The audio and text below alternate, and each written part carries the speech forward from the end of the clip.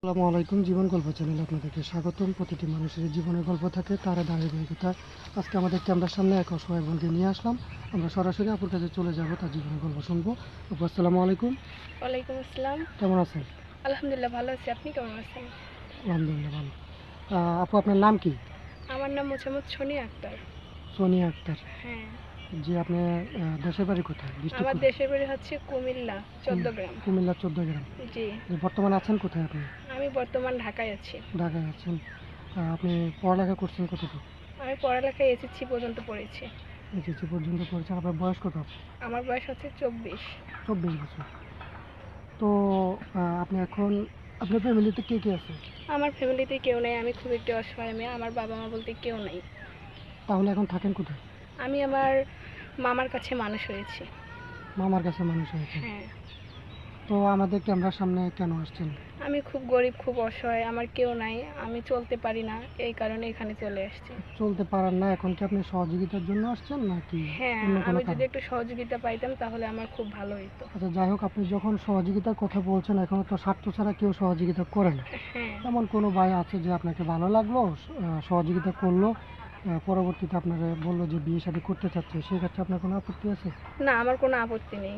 আপত্তি নেই। না, তো আপনার 24 বছর বয়স, আপনি কেমন সিনিয়র পার্সন চাচ্ছেন যে বিয়ে 40-45 এরকম হলে আমার ভালো হবে, আমার জন্য বেটার হবে। যা 40-45 বছর বয়সে তো কেউ অবিবাহিত থাকে না।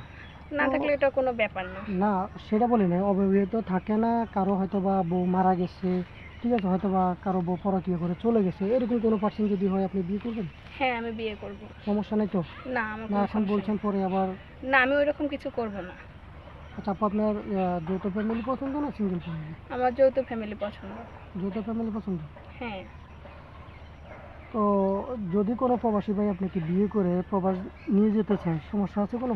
না, আমার কোনো সমস্যা নেই। কোনো সমস্যা নেই। না, কোনো ভাই যদি আপনাকে দয়া মায়া করে যদি সহযোগিতা করে টাকা পয়সা দিয়ে, পরবর্তীতে আপনার যখন স্বার্থ শেষ হয়ে যাবে, কোনো তার সাথে প্রতারণা করবেন? না, আমি এটা প্রতারণা কেন করব? কারণ যে আমার দায়িত্ব নেবে তার সাথে আমি এই ধরনের কোনো বেইমানি কাজ করব না। এখন তো এই কথাটা বলছেন, পরে যদি প্রতারণা করেন কি হবে বলুন? না, আমি এটা কখনোই করব না।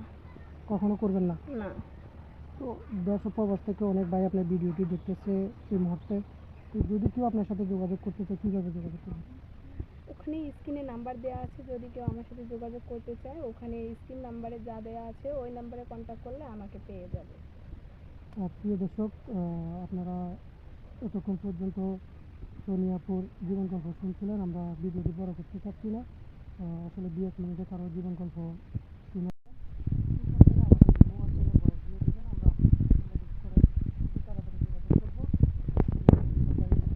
করবেন। সবাই ভালো থাকবেন, সুস্থ থাকবেন। আল্লাহ হাফেজ।